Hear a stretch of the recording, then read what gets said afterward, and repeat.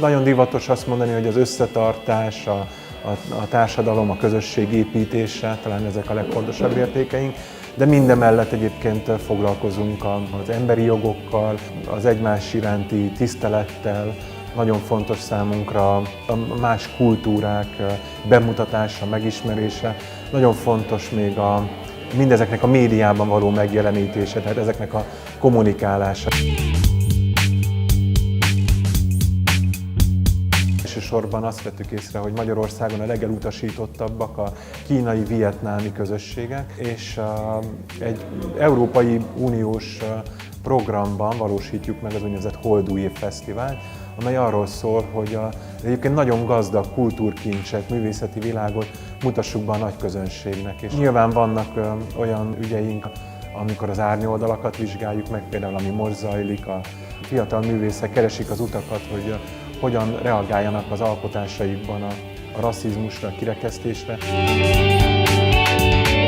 A Roots & Roots egy tehetséggondozó program, amiben nagyon sok európai ország részt vesz. Minden európai országban vannak különböző kisebb projektek, illetve vannak nagy nemzetközi projektek is. Minden projektnek van valami speciális különlegessége. A most futónak, a Jukernek például a témája a rasszizmus, ellenesség, a művészet eszközeivel. Mindenki a saját területén, mint művész, elkezd ötletelni, egy ötletbazárt tartunk, hogy hogyan tud a művészet fellépni az esélyegyenlőségért, a rasszizmus ellen.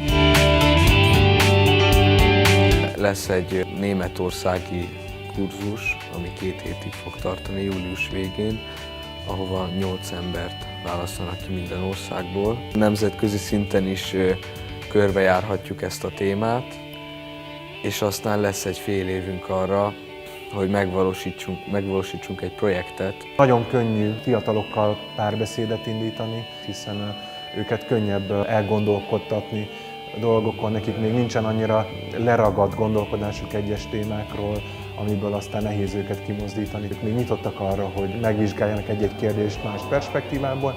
A legfontosabb szerintem a gondolkodás, a tanítás, tehát minden olyan téma, amivel mi bekopogtatunk valahova, legyen az egy osztályterem vagy egy fesztivál, mindig arról szól, hogy dialógust, párbeszédét indítsunk. Én úgy gondolom, hogy ugye a zenén keresztül tudok üzenetet közvetíteni ebben a témában. Mindenféleképp olyan projektet szeretnék, ami nemzetközi, tehát több országból, több fajta zenészt, több stílusú zenészt, különböző származású zenéket összehoz, és ennek az egésznek azt szeretném, hogy egy olyan üzenete legyen, ami úgy megmarad az emberekben, és elgondolkodtatja őket, hogy igazából most, tehát itt van 12 zenész, mindegyik különböző, megértik egymást, a zene nyelvén beszélgetnek, semmi problémájuk nincs egymással, miért ne lehetne ez így akár a nem zenészek között is, tehát a mindennapi életben.